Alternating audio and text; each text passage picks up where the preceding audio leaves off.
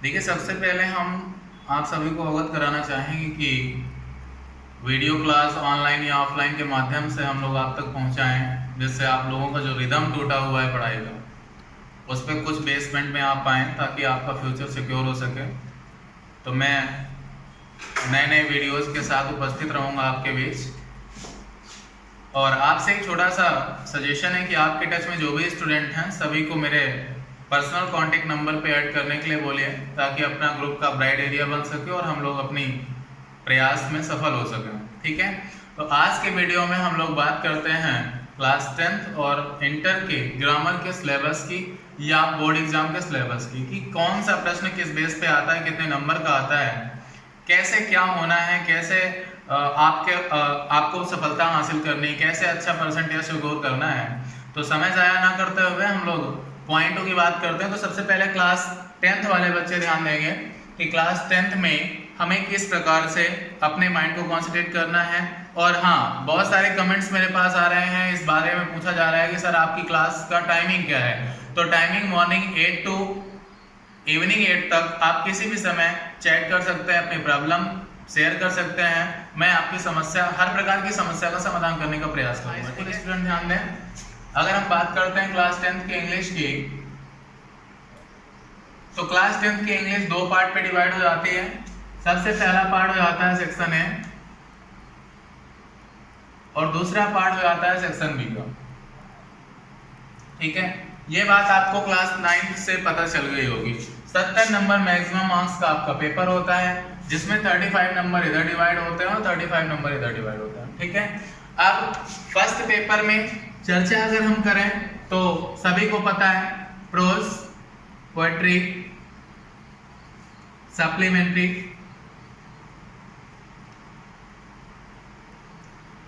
इन्हीं से क्वेश्चन आने हैं। लेकिन अगर ग्रामर की बात करें तो यहाँ वीडियोस के माध्यम से हम आपका जो सिलेबस है वो सिलेबस शुरू होता है sentence, transformation,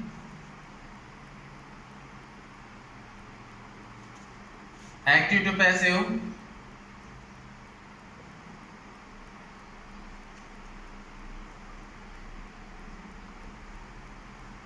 reordering, preposition, fill in the blanks,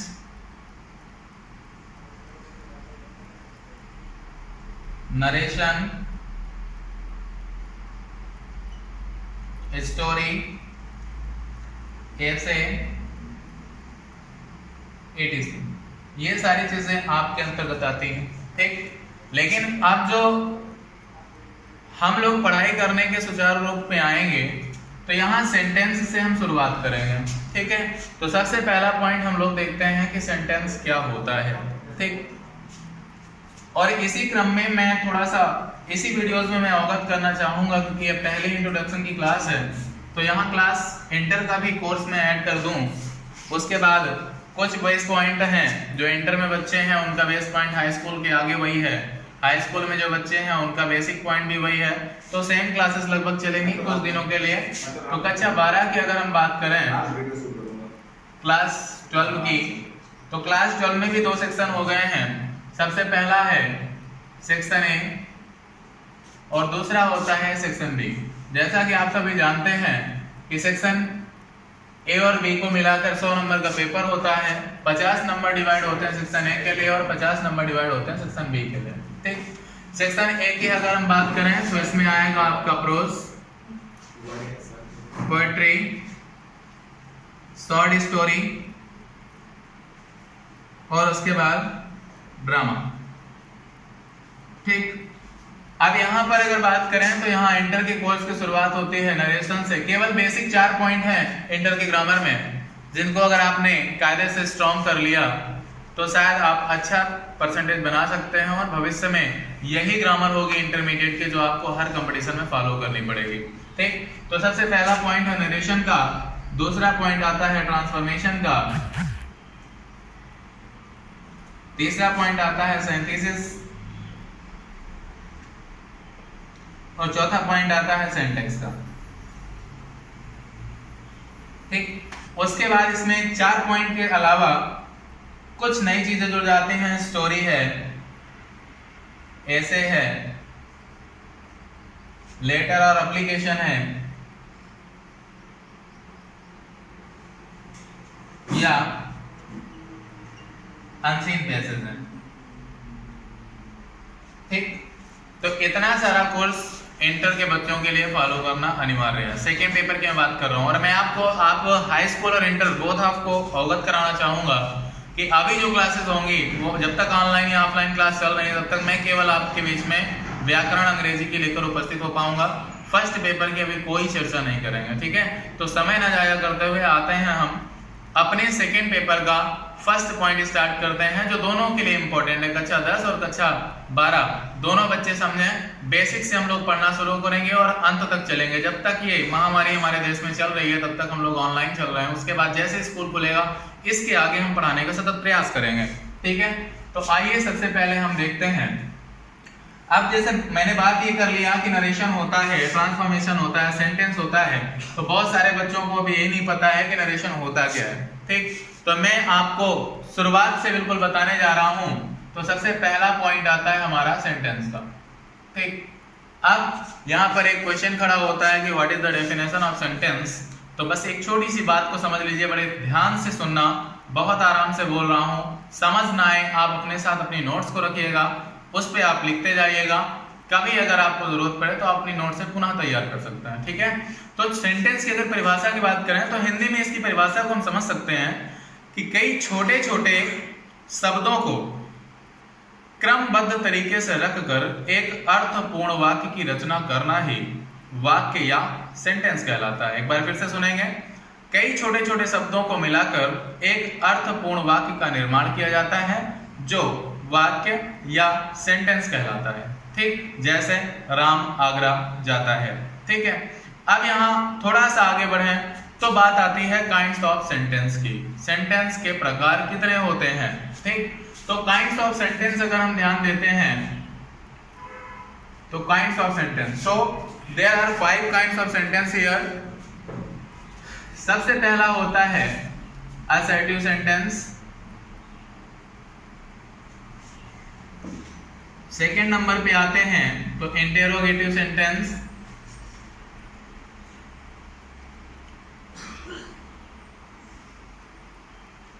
तीसरे नंबर पे अगर आते हैं तो इंपरेटिव सेंटेंस,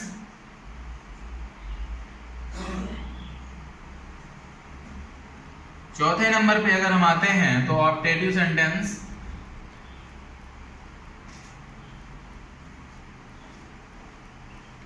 और अगर पांचवें नंबर पे हम आते हैं तो वो हो जाता है एक्सक्लामेटोरी सेंटेंस,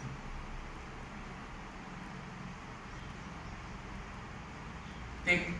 ये हमारे 5 प्रकार के सेंटेंस हैं। अब यहाँ पे हम छोटी सी चीज और आपको क्लियर करना चाहेंगे, यहीं पर आप देख लीजिए, बेहद शॉर्टकट में आपको पढ़ाने का प्रयास कर रहे हैं। जो असर्टिव सेंटेंस होते हैं इसके अंतर्गत 2 प्रकार के सेंटेंस आ जाते हैं। कितने आ जाते हैं? 2 प्रकार के सेंटेंस। सबसे पहला सेंटेंस होता है जिसको आप अफर्मेटिव के नाम से जानते हैं। किस नाम से जानते हैं? अफर्मेटिव। कुछ लोग अफर्मेटिव के नाम से जानते हैं और कुछ लोग इसको इस नाम से भी जानते हैं जिसको हम बोलते हैं पॉजिटिव। क्लियर? उसके बाद दूसरे की अगर हम बात करते हैं तो दूसरा सेंटेंस होता है नेगेटिव का। नेगेटिव और अफर्मेटिव दोनों मिलकर एक असर्टिव सेंटेंस कहलाते हैं। नेगेटिव में भी बेटा 2 प्रकार के सेंटेंस आते हैं। सबसे पहला आता है नॉट और दूसरा आता है यूज ऑफ नेवर, ठीक। नॉट का मतलब सभी को पता है नहीं, और नेवर का मतलब सभी को पता है कभी नहीं, ठीक। अगर इंट्रोगेटिव की बात करें so there are 3 types of interrogative here. First होता है start on help verb. Start on help verb का मतलब क्या होता है? जिन वाक्यों में शुरू में क्या दिया होगा वो स्टार्ट ऑन हेल्प वर्ब होंगे। दूसरा होता है स्टार्ट ऑन क्वेश्चन वर्ड, अर्थात जब किसी वाक्य के बीच में कोई भी प्रश्नवाचक शब्द दिया होगा तो वो स्टार्ट ऑन क्वेश्चन वर्ड, या प्रश्नवाचक शब्द बीच में होने पर उसका नियम अलग होता है। तो अब इसमें हमको लिखना पड़ेगा प्रश्नवाचक शब्द बीच में होने पर। तीसरा होता है स्टार्ट ऑन हुक, ठीक। इतनी सी चर्चा हो गई। अब मैं कुछ बातें बोल रहा हूं, उनको आप लोग नोट करेंगे। सबसे पहली बात तो ये कि असर्टिव सेंटेंस होता क्या है, ठीक है। तो हम साधारण रूप से समझ सकते हैं कि साधारण और नकारात्मक वाक्यों का समावेश असर्टिव सेंटेंस कहलाता है, अर्थात इसके अंतर्गत समस्त सकारात्मक एवं नकारात्मक जितने भी वाक्य हैं वो सब असर्टिव सेंटेंस कहलाते हैं। और पहले ही आपको बता चुके हैं हम लोग कि ये कितने प्रकार के होते हैं। उसके बाद दूसरे पॉइंट पे आते हैं इंट्रोगेटिव सेंटेंस। तो समस्त प्रश्नों के पूछने से संबंधित वाक्य, फिर से एक बार सुनिएगा, समस्त प्रश्नों के पूछने से संबंधित वाक्य इंट्रोगेटिव सेंटेंस या प्रश्नवाचक शब्द कहलाते हैं या प्रश्नवाचक वाक्य कहलाते हैं। कितने प्रकार के होते हैं आपके सामने यहाँ क्लियर कर दिया गया, ठीक है। इंपरेटिव सेंटेंस की अगर बात करें तो इंपरेटिव सेंटेंस में होता है कि इसके अंतर्गत आदेश, कामा प्रार्थना, कामा सलाह आदि के भावों से जुड़े हुए वाक्य आते हैं। और सबसे खास बात यह होती है कि इन वाक्यों में यू कर्ता का काम तो करता है लेकिन उसे लिखा नहीं आता, अर्थात वो वाक्य में छिपा होता है। और यह वाक्य दो प्रकार से शुरू होते हैं, या तो मेन वर्ब की फर्स्ट फॉर्म से शुरू होंगे या डू नॉट और नेवर से स्टार्ट होता है, ठीक, क्लियर हो गया। उसके बाद चौथे पॉइंट पे बात करें ऑप्टेटिव सेंटेंस है, तो इसके अंतर्गत आशीर्वाद, शुभकामना, श्राप, इच्छा या भगवान से की गई प्रार्थना आदि के भावों से संबंधित वाक्य आते हैं। अब यहाँ ये कैसी बात हो गई, आप हमसे क्वेश्चन करना चाहेंगे तब हम ऑनलाइन होंगे नहीं कि आपको तुरंत क्लियर कर सकें, इसलिए हम अभी बता दे रहे हैं। छोटा सा उदाहरण है कि गांव में अगर कोई भिक्षु भिक्षा मांगने हमारे दरवाजे आता है या हम किसी को प्रणाम करते हैं तो उसके मुंह से आशीर्वाद निकलता है खुश रहो, तो क्या हमने उससे कहा कि आप हमको ये कहिए तब हम आपको प्रणाम करेंगे? क्या हमने भिक्षु से बोला कि आप हमें इतना बोलिए तब हम आपको आटा देंगे? ऐसा नहीं है। हमने उसको आटा दिया, बदले में उसने हमें बहुत सारी दुआएं देने का प्रयास किया, ठीक है। तो ये इच्छा से संबंधित वाक्य होते हैं। इस प्रकार के वाक्यों को ऑप्टेटिव सेंटेंस कहा जाता है। बेसिक एक बात यहाँ पे नोट रखने वाली है कि ऑप्टेटिव सेंटेंस जो होते हैं वो देखने में इंट्रोगेटिव सेंटेंस के तरीके होते हैं। क्यों? क्योंकि इनकी शुरुआत में से होती है, ठीक है। में मतलब हेल्प वर्ब, लेकिन इनके लास्ट में क्वेश्चन वर्ड ना लगकर ऑप्टेटिव मार्क्स का प्रयोग किया जाता है, दैट्स फाइन। उसके बाद अंतिम की अगर बात करें एक्सक्लामेटोरी सेंटेंस की, तो the sudden feeling of happiness, the sudden feeling of sadness, surprise और प्रेज, दैट्स कॉल्ड एक्सक्लामेटोरी। मतलब क्या हुआ कि जब किसी वस्तु को देखकर अथवा किसी बात को सुनकर हमारे हृदय में अचानक प्रसन्नता, दुख, आश्चर्य या प्रशंसा आदि के भाव प्रकट हों तो इस प्रकार के वाक्य एक्सक्लामेटोरी सेंटेंस या विस्मयादिबोधक वाक्य कहलाते हैं। इतनी बातें समझ में आ गई। अब हम इसके आगे चर्चा करते हैं।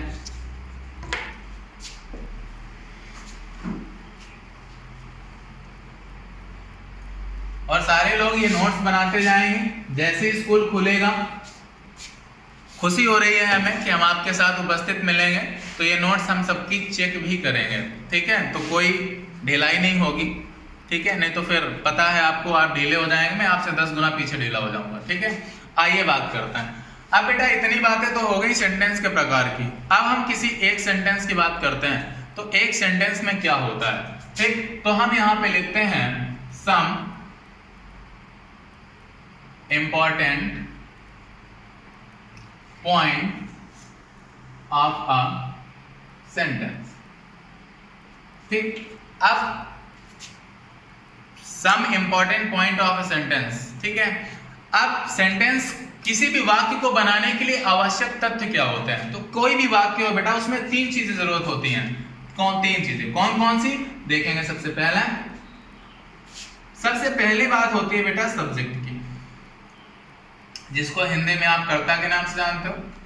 दूसरा होता है मेन वर्ब, जिसको आप मुख्य क्रिया के नाम से जानते हो। क्लियर हो रहा है, ठीक। तीसरी बात होती है ऑब्जेक्ट की, जिसको आप कर्म के नाम से जानते हो। डिफाइन यहाँ पे क्लियर कर दें, क्योंकि आप इतने छोटे तो है नहीं कि मैं बोर्ड में सबकी परिभाषा लिख सकूं। सब्जेक्ट की अगर हम बात करें तो जब किसी वाक्य में किसी व्यक्ति या वस्तु द्वारा कोई कार्य किया जाता है तो उस वाक्य में उस कार्य को करने वाला वह व्यक्ति या वस्तु उस वाक्य का कर्ता कहलाता है। एग्जाम्पल देख लीजिएगा, जैसे he से, इट, यू, वे, दे या नाम। नाम मतलब किसी भी व्यक्ति का नाम। उसके बाद मेन वर्ब की अगर बात करें तो कर्ता के द्वारा वाक्य में जो कार्य मुख्य रूप से किया जाएगा। समझना यहाँ पे कभी कभी दो प्रकार की क्रियाएं, तीन प्रकार की क्रियाएं आ जाती हैं। कैसे आ जाती हैं देखिएगा एक सेंटेंस, जैसे राम ताजमहल देखने के लिए आगरा जाएगा। So I want to ask you one question, what is the main verb of here. कुछ लोगों को लग रहा होगा कि जाना हो रहा है, कुछ लोगों को लग रहा होगा देखना हो रहा है। मैं यहाँ क्लियर कर दूं, राम आगरा जब जाएगा तभी वो ताजमहल देखेगा, तो यहाँ पे मेन वर्ब हो जाएगी जाना। ठीक है, तो जब वाक्य में कर्ता के द्वारा जो कार्य प्रमुख रूप से किया जाता है तो उस कार्य को करने वाला वह व्यक्ति या वस्तु,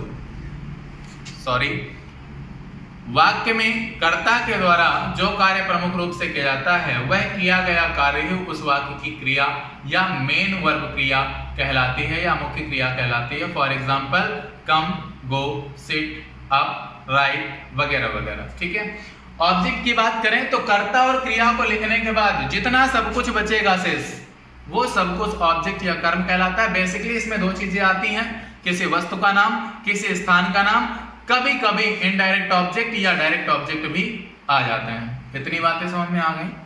अब इसके आगे चलता है। ठीक है, बस एक छोटा सा पॉइंट और बता रहे हैं, एक क्या दो पॉइंट छोटे से और बताएंगे। उसके बाद नेक्स्ट क्लास आपकी नेक्स्ट वीडियो पे होगी, तब तक आप लोग इसको नोट कर लेंगे, तैयार कर लेंगे। जितना आप अच्छे से लर्न करेंगे उतना अच्छे से आपको रिस्पॉन्स मिल पाएगा। ठीक है, तो दो चीजें आप देख लीजिएगा। सबसे पहला हम जान लेते हैं यहाँ पे कि क्वेश्चन वर्ड कितने होते हैं। तो सम इंपॉर्टेंट क्वेश्चन वर्ड्स। ठीक, अब कौन कौन से क्वेश्चन वर्ड होते हैं सबसे पहला देखेंगे बेटा, what, why, where, who, when, whom, which, whose,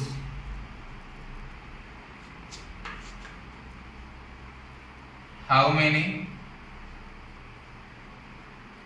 how much और how। ठीक, हाई स्कूल इंटर दोनों बच्चे यहाँ पे ध्यान देंगे, क्योंकि अभी तक व्हाट माने आपने क्या पढ़ा था, लेकिन कुछ चीजें यहाँ और नहीं जुड़ रही। देखिएगा व्हाट क्या होता है, और इंटर में जब जाएंगे तो कंजक्शन के रूप में काम करेगा और उसको हम जो बोलते हैं। ठीक, जो बोलते हैं या जो कुछ भी बोलते हैं। व्हाई माने होता है क्यों, इसका एक ही मतलब होता है। कंजक्शन के रूप में इंटर में ये रीजन को प्रस्तुत करने के लिए लगाया जाता है। वेयर माने होता है कहां, जहां अथवा कहां। क्लियर हो रहा है। हु माने होता है कौन या किसने, या जो अथवा जिसने। ठीक, उसके बाद व्हेन की अगर हम बात करें तो व्हेन माने होता है कब, जब, तब। ठीक, उसके बाद whom माने होता है किसे अथवा किसको, या जिसे अथवा जिसको। ठीक, which माने होता है कौन सा, कौन सी। whose माने होता है किसका, किसकी। उसके बाद हाउ मेनी माने होता है कितना अथवा कितनी। हाउ मच माने भी होता है कितना अथवा कितनी। हाउ माने होता है कैसा अथवा कैसे। ठीक, अब यहाँ पे एक क्वेश्चन खड़ा होता है कि हाउ मेनी हाउ मच की स्पेलिंग अलग है लेकिन अर्थ सेम है। तो हाउ मेनी का प्रयोग वहां पर हम करेंगे बेटा जो नाउन्स हमारी कैसी होंगी, काउंटेबल। और हाउ मच का प्रयोग वहां पर होगा जो होंगी अनकाउंटेबल। मतलब जिन वस्तुओं को हम काउंट कर सकते हैं वहां के लिए हाउ मेनी, और जिनको हम काउंट नहीं कर सकते हैं वहां के लिए हाउ मच का प्रयोग करेंगे। ठीक है, एक लाइन की बात आप नोट कर लीजिएगा उसको। यहां पर एक छोटी सी नोटिस है, बोर्ड में लिखना उचित नहीं लग रहा मुझे। नोटिस ये है, लिखिए which, whose, how many, how much। यह चार ऐसे प्रश्नवाचक शब्द हैं जो अपने साथ बगल में लिखे हुए शब्द या उस वाक्य के ऑब्जेक्ट को भी ले लेते हैं, अर्थात इन चारों के साथ इनके बगल में लिखा हुआ शब्द या उस वाक्य के ऑब्जेक्ट को भी लिखा जाता है। ठीक है, इतना परिचय आज हमने आपको दिया। आगे की क्लास में हम आपको ट्रांसलेशन से शुरू करेंगे, यानी प्रेजेंट इंडेफिनिट से मुलाकात होगी। उसके पहले आप सभी को क्या करना है, टेंस चार्ट अपनी फेयर कॉपी में बना लेना है, उसको एक बार फेयर लेना है। कल की क्लास में या नेक्स्ट वीडियो में हम आपको प्रेजेंट इंडेफिनिट के साथ मिलेंगे। ठीक है, सभी लोग घर में रहिए, स्वस्थ रहिए, पूर्ण रूप से सरकार के नियमों का पालन करिए। धन्यवाद।